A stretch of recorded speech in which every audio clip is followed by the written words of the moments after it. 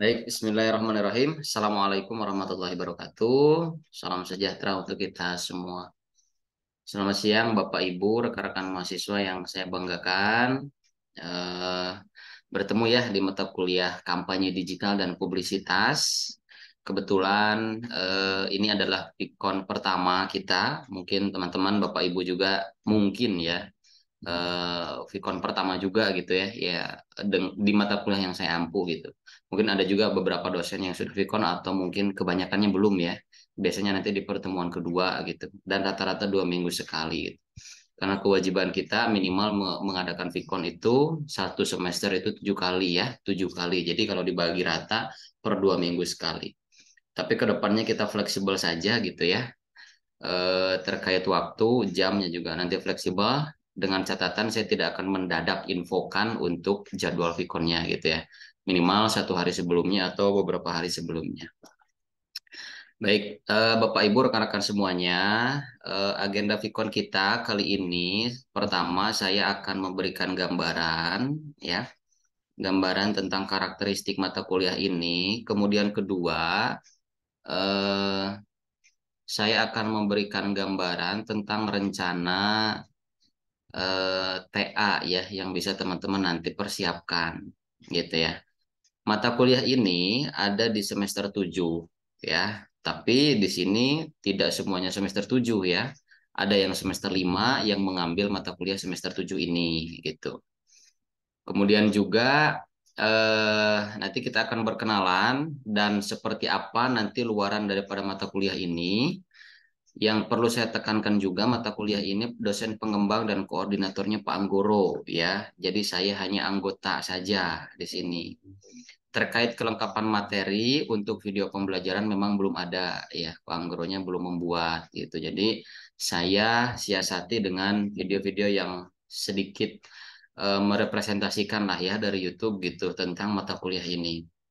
Kemudian mata kuliah ini sifatnya reduden gitu ya. Redudensi artinya ada pengulangan Bapak Ibu dari mata kuliah yang sebelumnya gitu.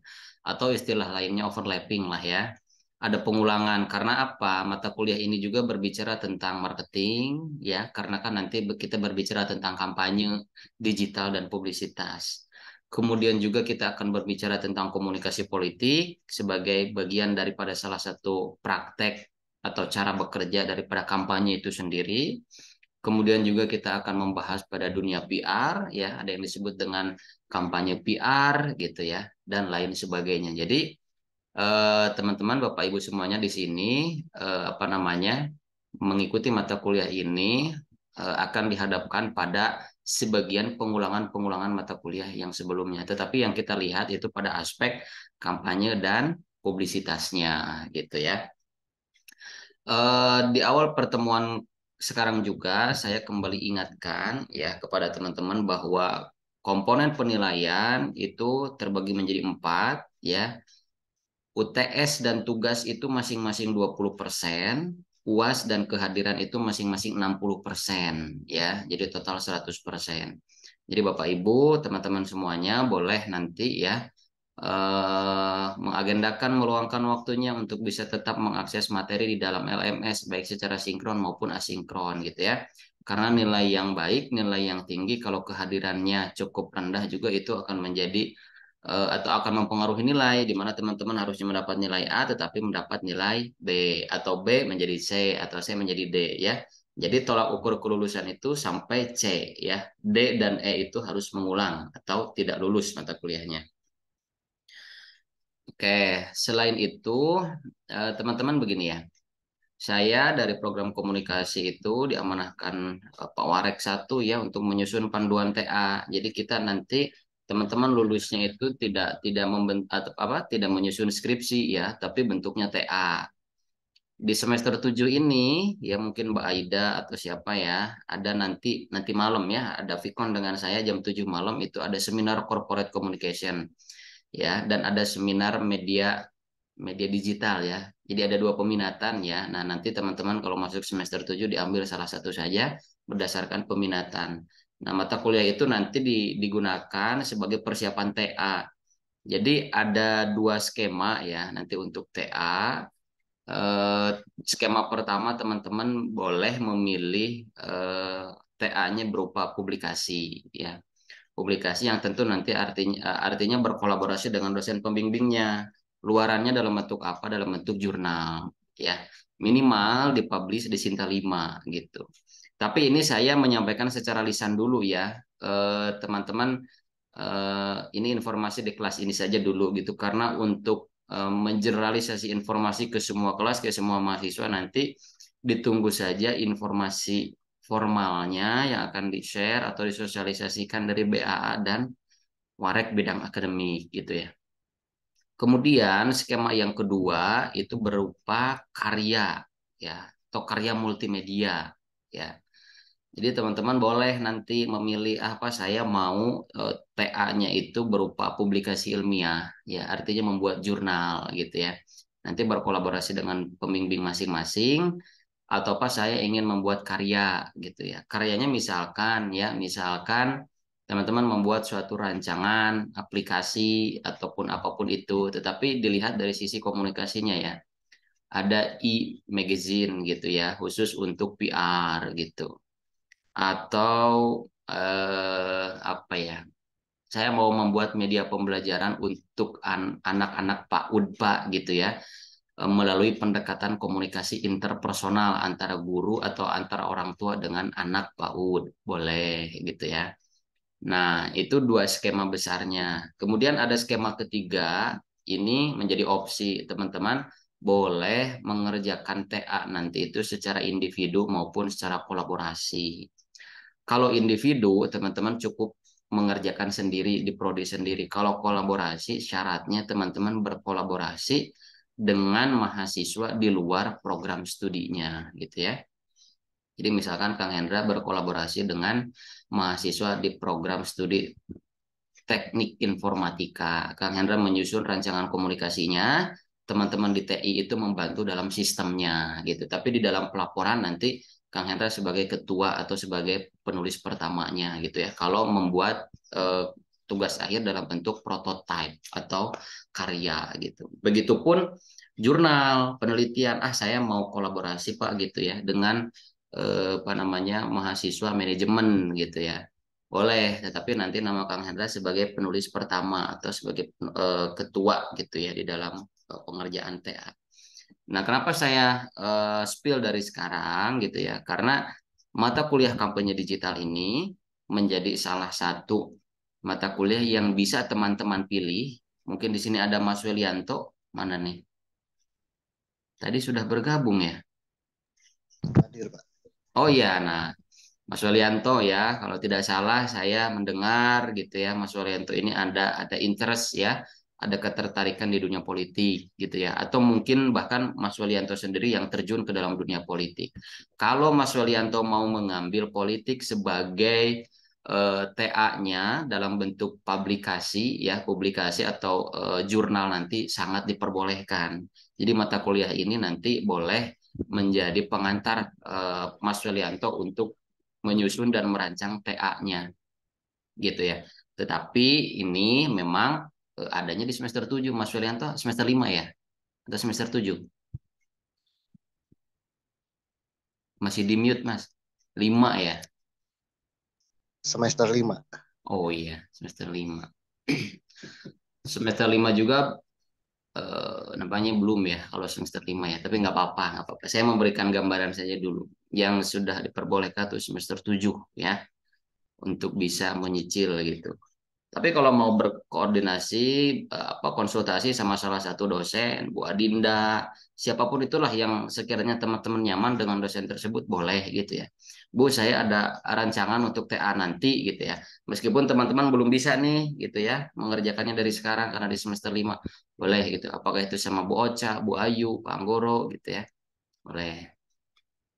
Nah, teman-teman, di mata kuliah kampanye digital dan publisitas ini, ya, tadi saya katakan bahwa akan terjadi overlapping, artinya akan ada pengulangan yang memang eh, apa tipis, ya, irisannya tipis gitu. Tetapi tidak apa-apa, justru kita akan melihat pada aspek kampanyenya. Nah, Di pertemuan pertama kali ini, ya, Vicon kali ini, saya akan mengulas materi, juga nanti akan menambahkan dari materi yang saya buat, ya. Ini materi yang Pak Anggoro buat, ya, Bapak Ibu, ya.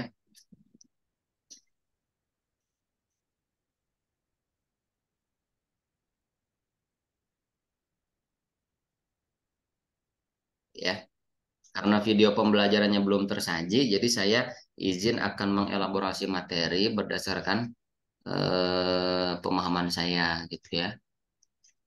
Ini berbicara tentang marketing, berbicara tentang politik, berbicara tentang PR gitu ya. Apalagi sekarang momennya pas gitu ya.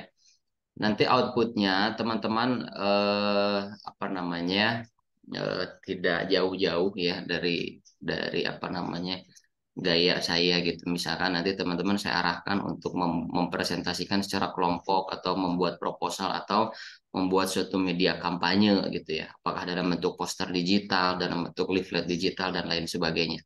Jadi kampanye-kampanye ini, apalagi teman-teman yang sudah mengambil copywriting dengan saya, itu kan merupakan salah satu bentuk dari kampanye digital, tapi dari segi marketing gitu ya, atau juga dilihat dari segi publisitas. Nah, pertemuan pertama kita akan mempelajari pengertian umum daripada kampanye digital. Kemudian pertemuan kedua minggu depan kita akan membahas materi tentang model-model kampanye. Dan pertemuan ketiga ya kalau tidak salah akan membahas tentang publisitas. Oke, ini silakan dibaca saja. Kemudian teman-teman semuanya untuk mempelajari masalah kampanye, tentu di sini kita harus membuka pemikiran kita secara holistik gitu ya. Artinya bahwa semua level komunikasi itu bisa digunakan dari yang sifatnya interpersonal, kelompok, komunikasi organisasi atau komunikasi massa gitu ya. Tetapi yang memang kecenderungan terjadi di dalam dunia apa media massa khususnya ataupun sekarang kita tarik dalam konteks media digital itu sifatnya komunikasi massa gitu ya. Tidak jauh-jauh kita mengambil satu studi kasus atau satu contoh yang memang kita dekat dengan kita gitu ya, atau momennya sedang eh, berjalan sekarang yaitu momen politik gitu ya, di mana ada tiga kandidat capres gitu ya yang akan maju di Pilpres 2024 gitu ya. Nah, nanti teman-teman silahkan menganalisa, kemudian mencermati gitu ya pada aspek-aspek kampanyenya.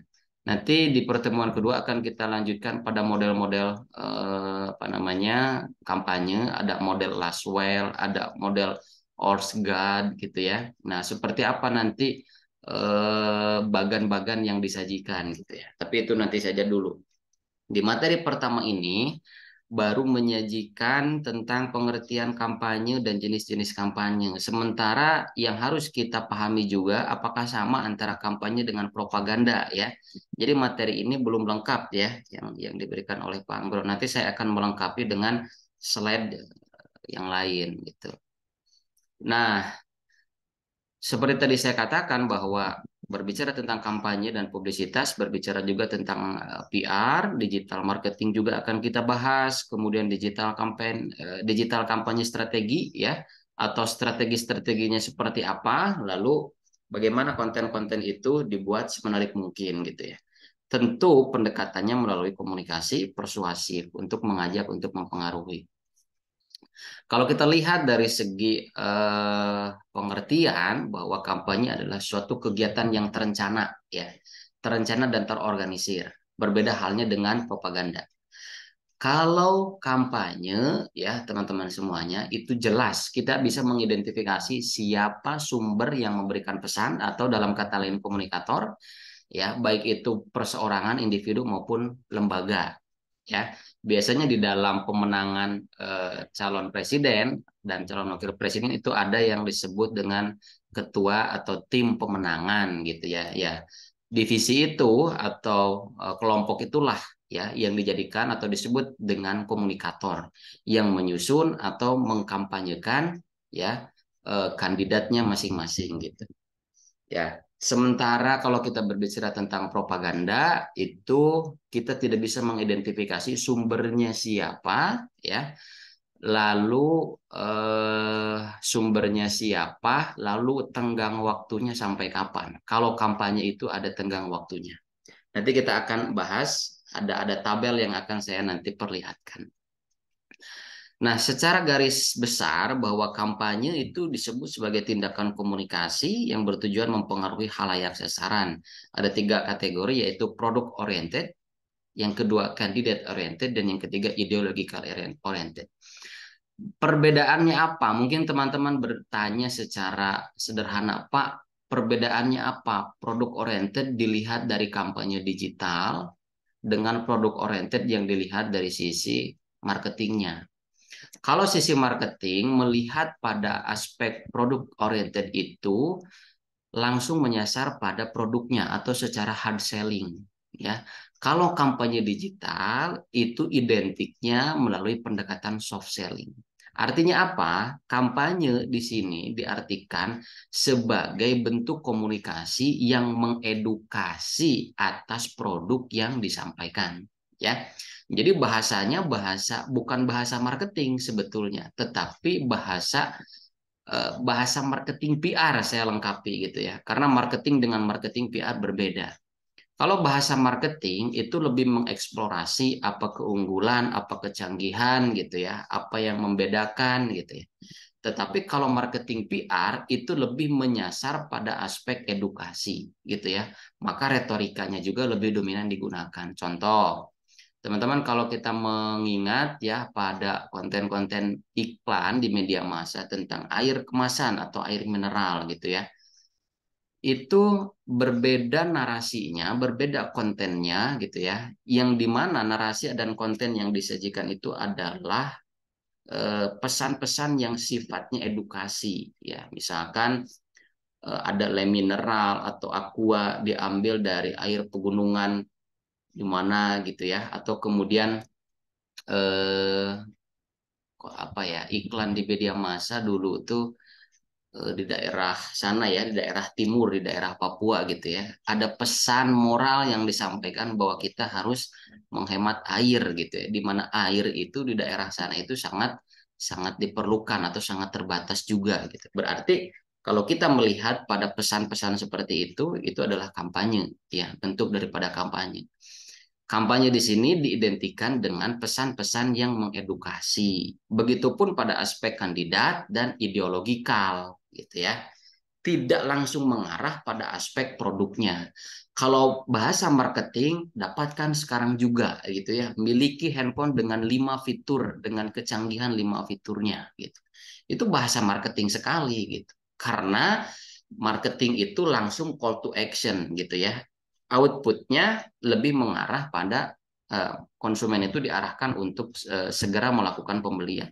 Kalau bahasa kampanye itu lebih pada mengedukasi. Mengedukasi apa sih kelebihan atau keuntungan yang Anda dapatkan daripada membeli properti di sini, memberi barang di sini, membeli produk ini dan lain sebagainya.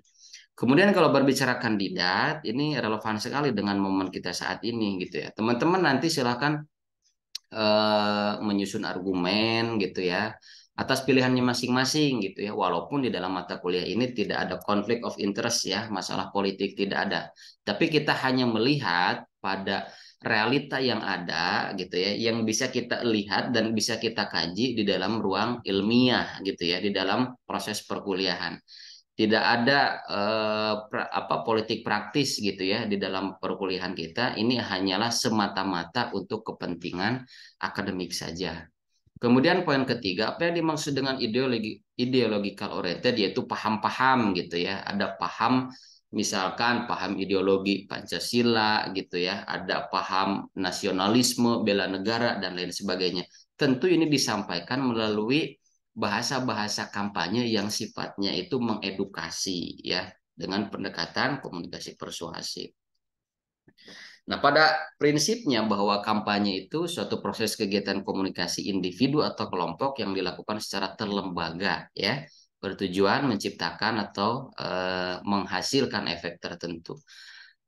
Kembali saya mengingatkan ya teman-teman, karena sudah ada di semester 5 dan semester 7 mungkin lupa ya, efek itu terbagi ke dalam tiga aspek. Ada efek kognitif, efek afektif, dan juga efek psikomotorik ya. Jadi komunikasi itu esensinya adalah proses penyampaian informasi yang dilakukan oleh komunikator kepada komunikan dengan tujuan mempengaruhi atau merubah perilaku seseorang gitu ya.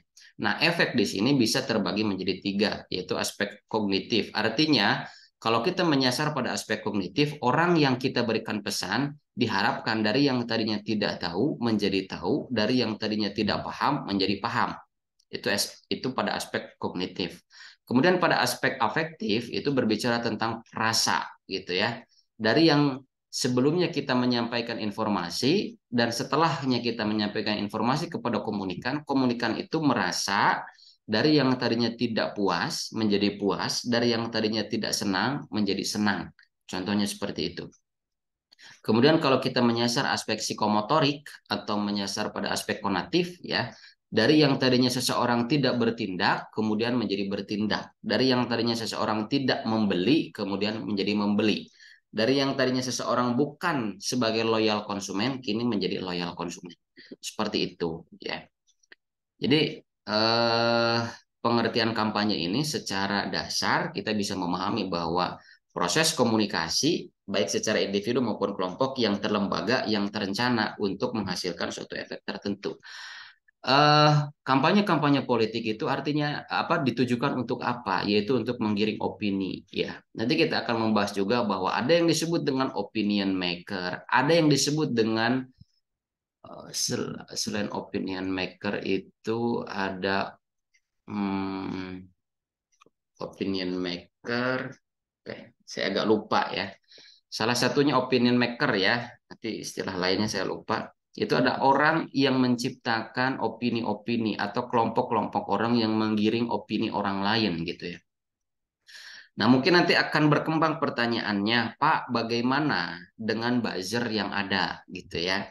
Itu kan mereka bisa dikatakan sebagai opinion maker juga, walaupun kalau kita identifikasi akunnya itu bukan akun yang kredibel gitu ya. Kita tidak bisa mengidentifikasi siapa yang memiliki karena 5 akun, 10 akun ternyata satu orang yang mengoperasikan gitu. Nanti akan ada penjelasan tentang black campaign gitu ya dan negatif campaign. Apa yang dimaksud dengan black campaign dan negatif campaign? Lalu apakah ada persamaan tidak dengan propaganda gitu ya? Nanti kita pelan-pelan gitu karena teman-teman juga mungkin tidak sama ya pemahamannya, jadi kita harus pelan-pelan dulu. Nah ini ya, ciri-ciri kampanye itu sumbernya jelas. Nah, kebalikannya daripada kampanye, kalau propaganda itu sumbernya tidak jelas. Tapi ada yang mengkomunikasikan, ada yang menyampaikan. Nanti lebih lengkapnya di slide selanjutnya. Ya, kemudian yang kedua terbuka untuk didiskusikan. Ya, berarti ada ruang dialog di sana. Ya, ada ruang, ada panggung politik. Contohnya ada panggung kampanye di sana, gitu ya. Kemudian berlandaskan prinsip persuasif. Ya, jadi memang kampanye itu untuk mengajak, gitu.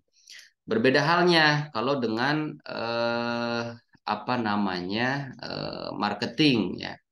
Kalau marketing itu dimulai gitu ya, dimulai untuk menimbulkan awareness gitu ya, adanya kesadaran ini produknya, ini produknya, kemudian ini barangnya, ini jasanya dan lain sebagainya. Itu satu tahap demi satu tahap gitu ya di dalam marketing itu. Masuk ke dalam kepada apa? Ke dalam aspek awareness, kemudian interest gitu ya, kemudian desire, kemudian action. Kadangkala di dalam kampanye itu tidak melewati aspek-aspek seperti itu. Tidak. Di dalam kampanye langsung mengajak gitu ya. Nah, kampanye sebagaimana tadi saya jelaskan bahwa ada jenis kampanye yang sifatnya produk oriented ya. Artinya kampanye yang berorientasi pada produk gitu ya. Pada aspek bisnis ya dan berorientasi secara komersial gitu.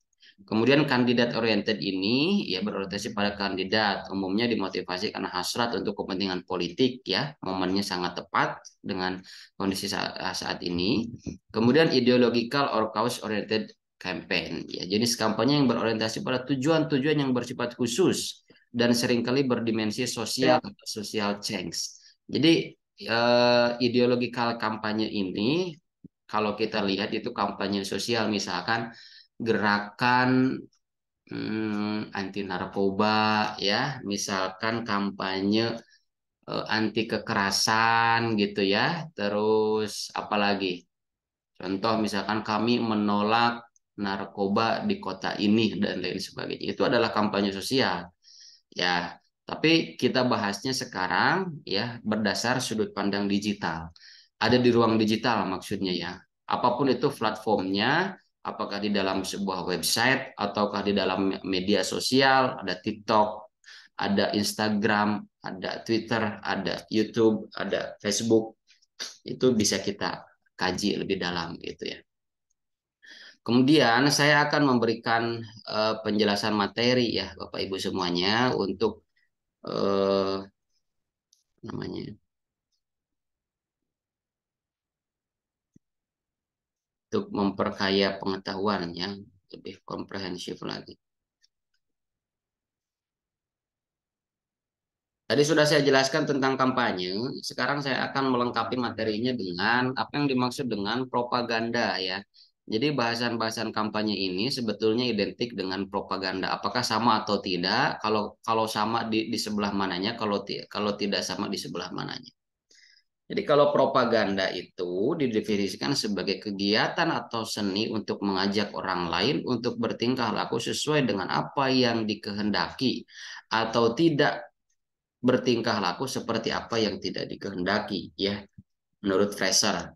Kemudian menurut Blomer, propaganda dianggap sebagai suatu kegiatan kampanye yang dengan mengajak dan mengarahkan untuk mempengaruhi atau membujuk publik agar mau menerima pandangan, sentimen, dan sebuah nilai.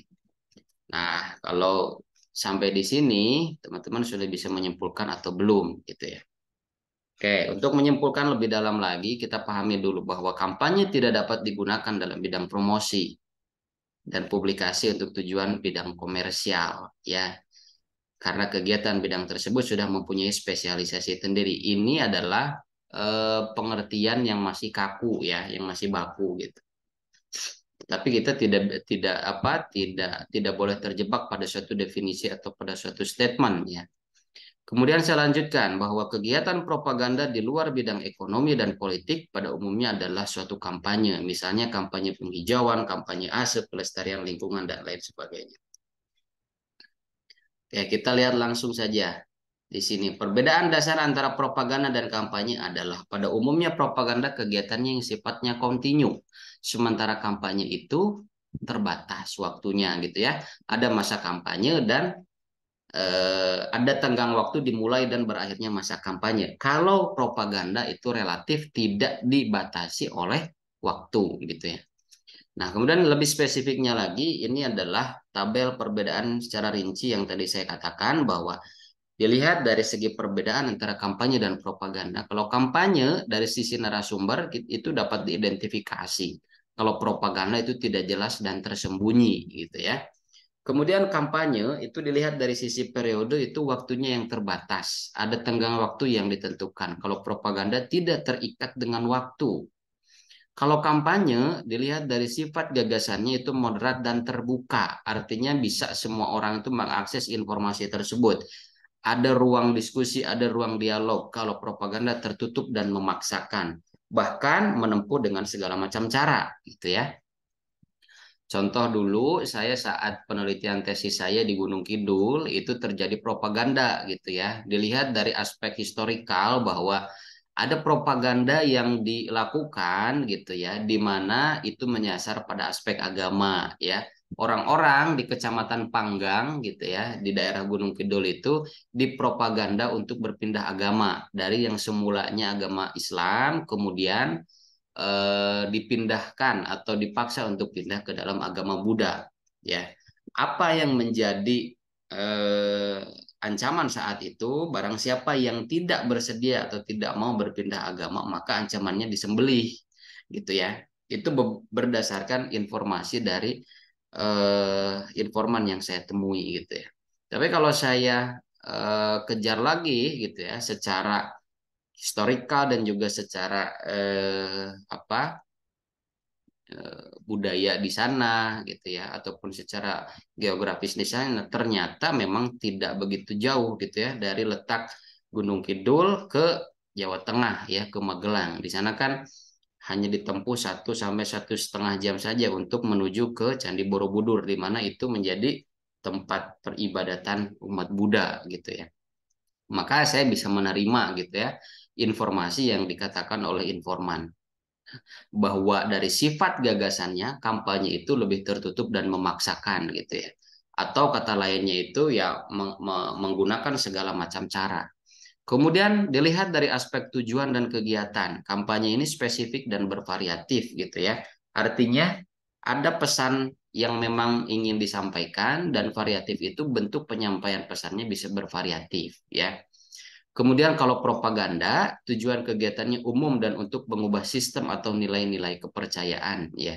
Yang disasar itu adalah ideologi, kepercayaan, keyakinan gitu ya.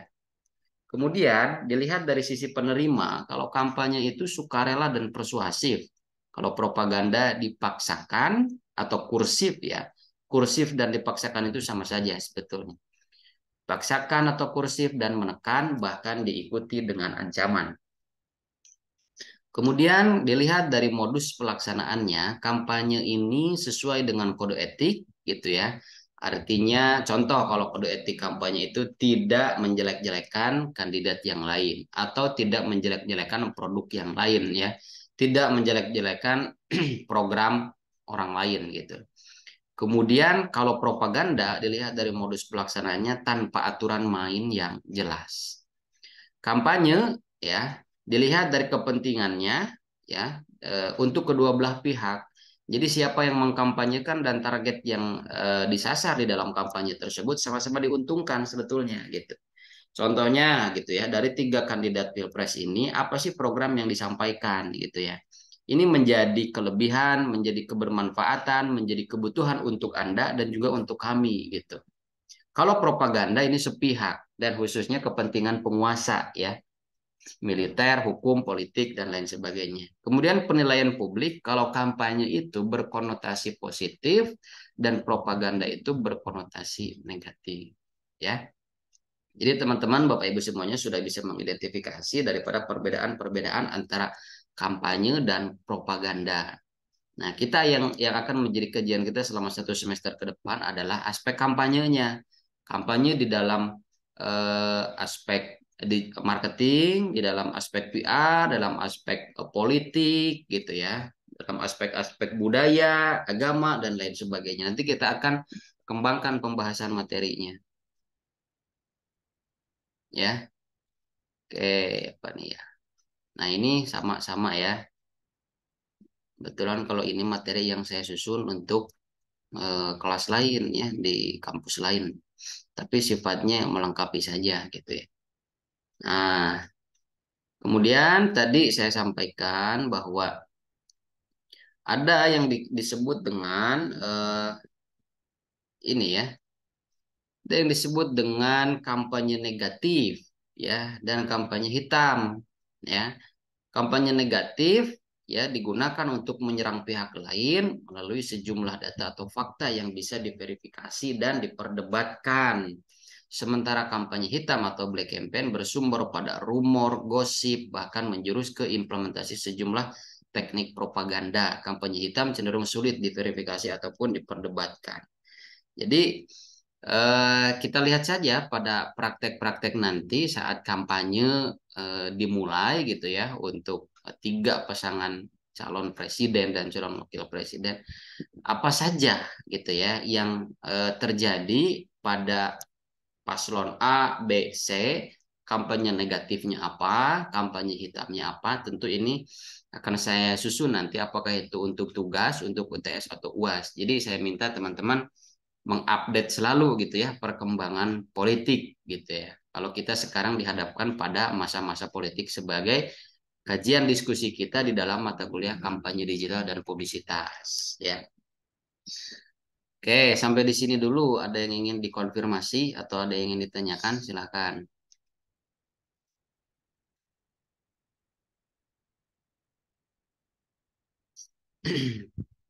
Ya, gimana kira-kira Mbak Aida? Mas Rudin. Iya. Iya. Mas Rudin, ya, kalau sama Kang Hendra sudah ketemu, sering ketemu di semester-semester yang lain. Kalau Mas Rudin nih kayaknya sempat hilang di satu semester, tidak bertemu sama saya. Ya, Hilangnya Pak, betul. iya. Tapi tidak menghilang dari Unsia ya Mas ya. Oh, Ini masih soalnya tetap. kita sedang submit akreditasi internasional Mas. Jadi Betul. teman-teman yang lain juga harap di ini ya sayang sekali gitu. Kemarin kita sudah dapat banpet apa akreditasi BanPT ya, kategorinya B gitu ya, baik sekali. Minggu ini atau minggu kemarin ya, karena kan tiga prodi itu sudah mendapatkan akreditasi EIH ya. Itu artinya teman-teman nanti diakui ya di Eropa juga kalau misalkan mau apply pekerjaan atau ya disetarakan lah ya gitu. Baru tiga prodi Pak, ya. Ya gimana, Pak, Kang Hendra? kalau ini Pak, kalau halayak yang masyarakat umum gitu ya, dia bisa membedakan nggak? Oh ini campaign, oh ini propaganda. Apalagi kan sekarang lagi kampanye nih. Ah, Ya, apakah masyarakat umum bisa membedakan atau ya hanya orang-orang tertentu saja yang bisa mendefinisikan ini kampanye atau ini propaganda? oke. Artinya mungkin kayak kita karena udah belajar jadi bisa Nah, sedikit membedakan gitu Pak. Kalau masyarakat ya, umum tuh gimana Pak supaya bisa lebih apa aware gitu membedakan? ya caranya adalah kita yang mengedukasi gitu, Kang Hendra. Sepemahaman saya karena kalau dilihat pada masyarakat umum atau masyarakat awam gitu ya, karena kan sangat heterogen sekali ya dilihat dari latar belakang pendidikan, latar belakang budaya dan lain sebagainya gitu ya.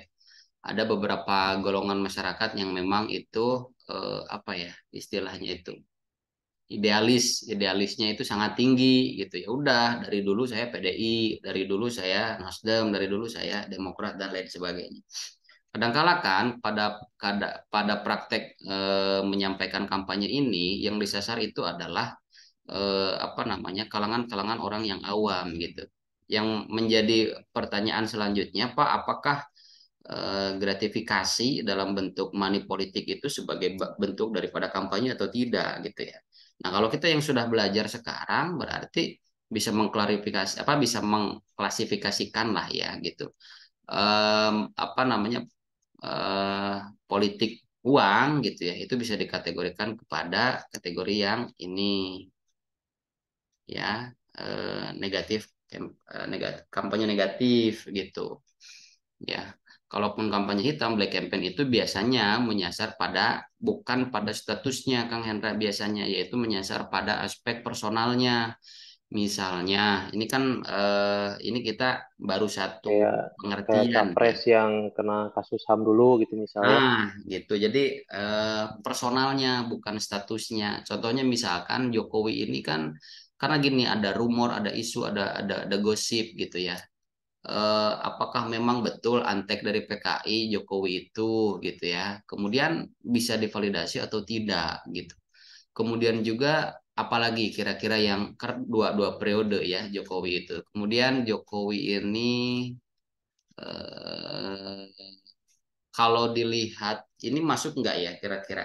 Itu yang mempertanyakan ijazahnya itu legal atau tidak itu menurut Kang Hendra itu gimana nih? Kampanye negatif atau kampanye hitam tuh? Itu kan bentuk bentuk serangan-serangan itu untuk melemahkan kandidat yang lain gitu. Itu negatif kayaknya Pak. Karena Negatif. harus membuktikan secara data kan. Iya, gitu ya. Berarti eh, itu juga ada yang mempertanyakan kalau kita baca lagi mau kampanye negatif, kampanye yang digunakan untuk menyerang pihak lain melalui sejumlah data dan fakta yang bisa diverifikasi dan diperdebatkannya. Verifikasi saja ke UGM, ke fakultas gitu. Tapi kalau kampanye hitam itu identiknya memang sama dengan propaganda, rumor, lalu verifikasinya ke siapa gitu. Tapi sementara bagaimana orang umum gitu ya atau masyarakat awam itu bisa membedakan apakah ini kampanye, kalau kampanyenya ini negatif, kampanye negatif atau kampanye hitam atau ini propaganda, ya kita yang memberikan apa namanya edukasi gitu, kangen. Agak sulit ya bisa memberikan pemahaman kecuali kita yang memberikan stimulus gitu melalui berbagai platform lah gitu. Apakah itu di sosial media ataupun di media massa gitu. Karena apa ya? Karena tidak semua orang bisa mengakses teknologi gitu kan. Bagaimana orang-orang dalam rentan usia 50 ke atas gitu ya, apalagi di pedesaan, tidak mengakses internet, tidak mengakses media sosial, tiba-tiba datang saja gitu ya, calon pasangan atau tim pemenangan, apalagi menggunakan pendekatan uang gitu. Yang diingat PDI atau yang diingat Nasdem atau apapun siapapun itulah partainya gitu. Maka yang akan tertanam di dalam benak masyarakat itu kan siapa yang datang atau siapa yang menguntungkan gitu. Jadi kita juga bisa mengkampanyekan untuk mengenal lebih jauh apa programnya, seperti apa track recordnya dan lain sebagainya. Kurang lebih itu dulu ya Kang Hendra dari saya. Mungkin teman-teman ada yang mau menambahkan boleh atau ada argumen lain mangga silahkan. Ya, Mas Jufri, halo. Halo Pak, Ya, gimana sedikit saja kira-kira? Pak. Gimana kira-kira? Ada pertanyaan atau statement yang ingin disampaikan mangga silahkan. Ya, saya cuma ini Pak terkait propaganda Pak. Sekarang kan kita sudah diperlihatkan dari MK Pak. Oh iya. Apakah keputusan MK itu termasuk propaganda dari pemerintah Pak? Karena kan sudah jelas Pak di MK-nya sendiri aja. Kalau menurut saya pribadi itu mereka tuh berantem gitu. Sedangkan Hmm. dinasti politik yang akan digelar oleh presiden kita ini udah jelas-jelas nyata gitu kan. Hmm. Terus dari segi propaganda, apakah itu termasuk dari segi propaganda dari pemerintahan Jokowi, Pak? Terima kasih. Ini menarik ya. Oke. Dulu sudah ngambil komunikasi politik ya, Pak Jufri ya. Eh, untuk komunikasi politik itu baru di semester ini, Pak. Oh, sama siapa dosennya? Dosennya, aduh, Musika. semalam saya Pitkon lupa, Pak. Oh, Karena semalam baru, Vicon.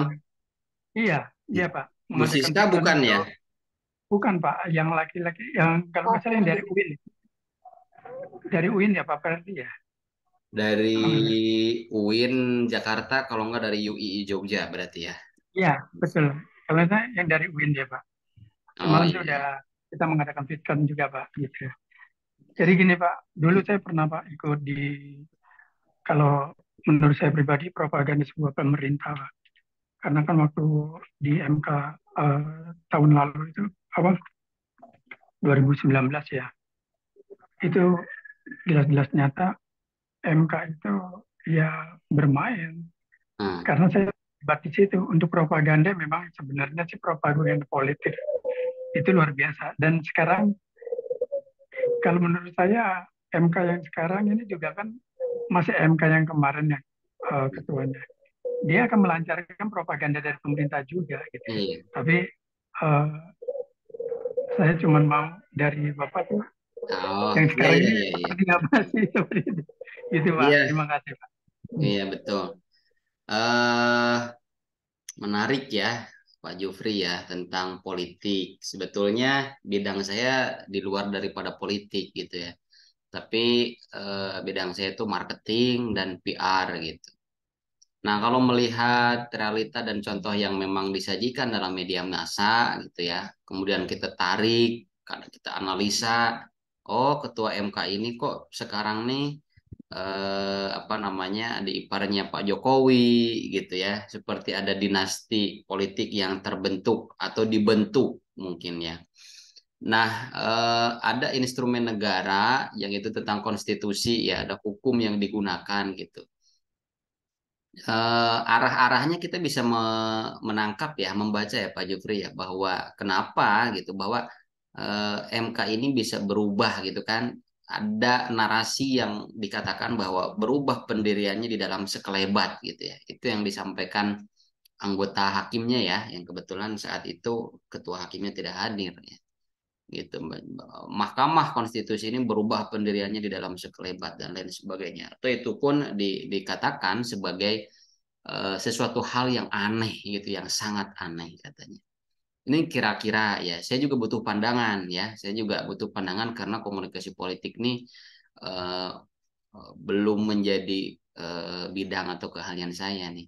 Kira-kira dari pandangan Mas Rudin ini gimana nih kira-kira? MK melegalkan ya atau memutuskan keputusan konstitusi bahwa siapapun yang di bawah 40 tetapi sudah di bawah 40 tahun usianya tetapi sudah memiliki pengalaman untuk apa namanya di dalam dunia pemerintahan itu boleh maju sebagai cawapres. Kira-kira gimana nih dari Mas Rudin? Kalau dilihat dari status ketua MK ya Pak, Mm-mm. itu masih status apa namanya Bisa agak kenceng nggak, keluarga. Mas Rudin? Agak ini. Ya, kalau dilihat dari statusnya ketua MK sekarang itu masih ada kerabat dengan Jokowi, bisa jadi apa namanya prediksi masyarakat atau opini masyarakat bisa menyimpulkan MK itu sekarang bisa berubah maknanya menjadi mahkamah kekeluargaan mungkin Pak. Jadi seperti tersirat bahkan akan terbentuk itu dinasti politik itu sendiri gitu loh Pak. Jadi kita tahunya sekarang MK itu lebih ke mahkamah kekeluargaan sebatas itu.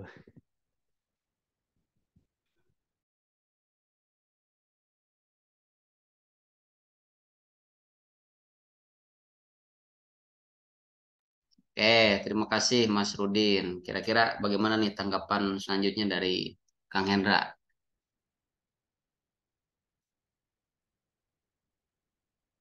Masih mute. Apakah memang Ya, betul MK itu menggunakan atau apa bisa diidentifikasi sebagai praktik daripada propaganda gitu? Kira-kira gimana Kang? hmm, ya berarti juga ya komentarnya Pak. Ya memang kalau masyarakat umum jadinya kan balik lagi Pak, ini terbawa oleh apa framing yang dikeluarkan oleh media sendiri kan. Iya. Akhirnya seolah-olah memang digesek di apa terlihat MK itu menjadi mahkamah keluarga karena Hmm. ada upaya pemaksaan perubahan aturan Hmm. yang tiba-tiba mendadak gitu Pak. Padahal sebelumnya kan itu ditolak dan segala macam, tapi kok last minute tiba-tiba disetujui. Ya pun dari MK sendiri kan juga kayak kelihatan bingung dan kaget gitu Pak. Iya. Ya, ya memang tersirat seperti itu. Tapi di balik itu juga kan kita juga nggak tahu Pak, apakah agenda besarnya dari the kingmaker-nya ini seperti apa gitu. Mungkin tujuannya mau memang untuk apa tadi eh, memanjangkan kekuasaan lewat Hmm. dinasti atau memang untuk memecah belah supaya yang kubu sana tuh menjadi minus Pak gitu. Hmm. Nah nggak tahu juga tuh. Oke, iya ya menarik ya menarik. Supaya Apa pecah gitu namanya? Pak. Nah, Mm-mm. Jadi eh, di dalam komunikasi politik pun ya, seingat saya itu teori dramaturgi pun bisa digunakan gitu ya. Kalau kita melihat kan ya, yang dipertontonkan dinamika politiknya ya, seperti apa gitu ya dari waktu ke waktu sampai sekarang gitu ya. Ada panggung depan dan ada panggung belakang gitu ya. Itu dari Irving Goffman gitu ya. Ada front stage dan ada backstage gitu. Tapi kita juga bisa melihat dan bisa mempersepsikan berdasarkan semiotika yang dipertontonkan selain framing tadi gitu ya. Semiotikanya seperti apa? Kalau kita berbicara semiotika, ya Pak Jufri itu berbicara tanda dan simbol gitu.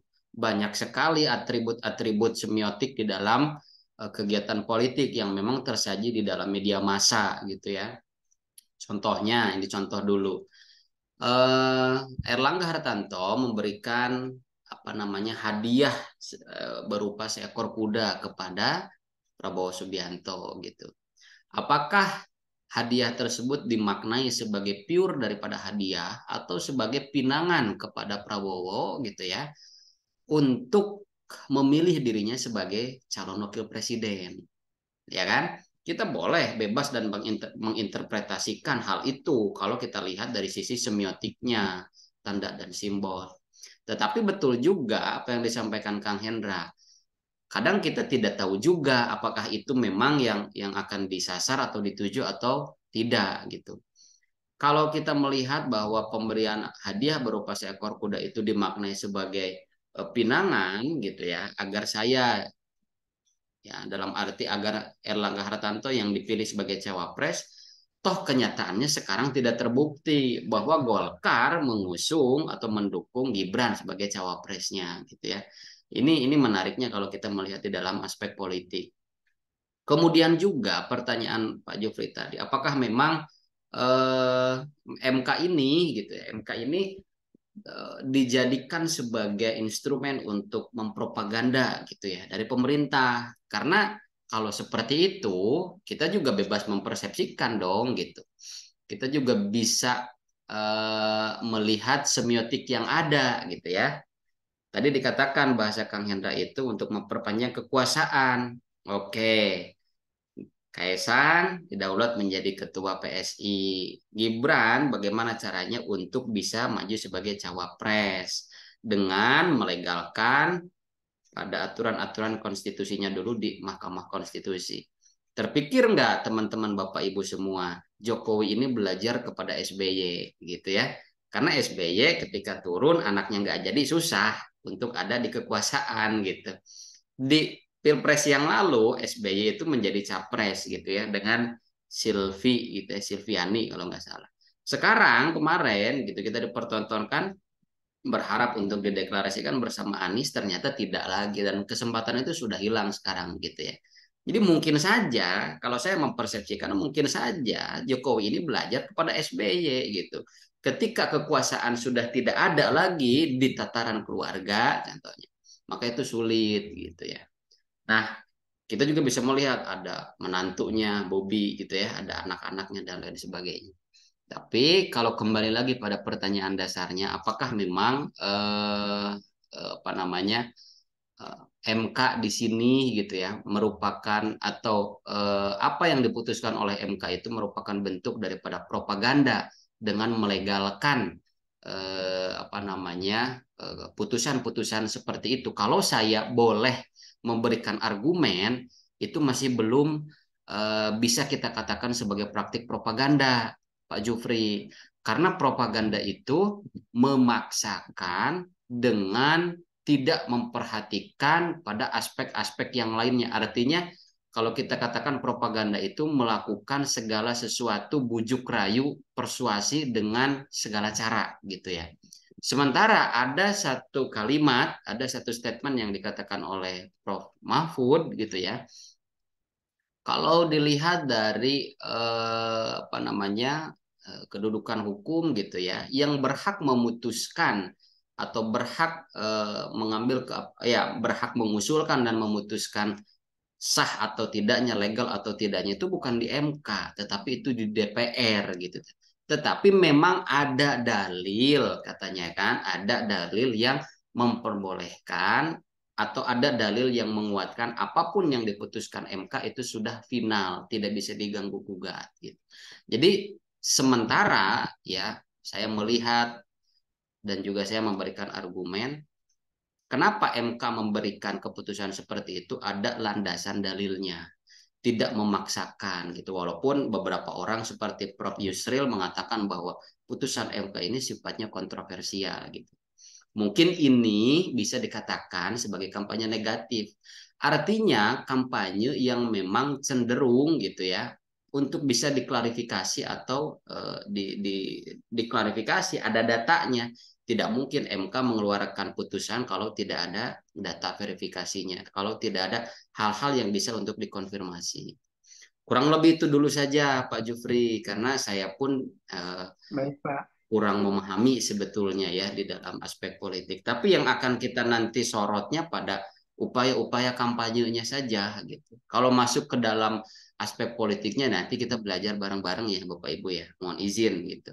Saya tidak akan mengada-ngada kalau itu bukan keahlian saya, juga saya akan terbuka gitu.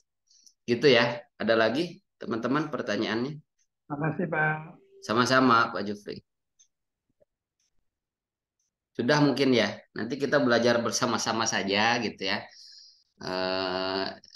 Apa Kang Hendra juga tahu mungkin pembelajaran yang efektif itu adalah SCL, Student Learning Center ya Kang ya. Bukan hanya dosen yang memberikan apa jawaban-jawaban atau pengantar-pengantar yang lebih dominan, tetapi kita pun bisa menjadi kita semua bisa menjadi sumber atas pengetahuan yang bisa kita gali bersama-sama. Kalau tidak ada, mungkin itu saja dulu Bapak Ibu sebagai pengantar mata kuliah kampanye digital dan publisitas. Idealnya kita nanti akan bertemu per 2 minggu sekali. Tapi kalau ada kasuistik saya tidak bisa atau berhalangan, saya akan infokan. Jadi pokoknya setiap agenda Vicon akan saya infokan di LMS dan akan saya pertegas di dalam grup. Nah, nanti tolong dibentuk ketua atau koordinator dari kelas ini ya. Mau Kang Hendra mangga, Mas Rudin mangga, Mas Jufri mangga atau yang lainnya. Nah, untuk kehadiran Vicon saya akan infokan manual saja gitu ya. Baik, itu saja mungkin teman-teman Bapak Ibu selamat melanjutkan aktivitas di hari Minggunya. Terima kasih atas atensi dan waktu yang diluangkan. Saya tutup. Assalamualaikum warahmatullahi wabarakatuh. Waalaikumsalam. Mohon Pak. Assalamualaikum. Nah,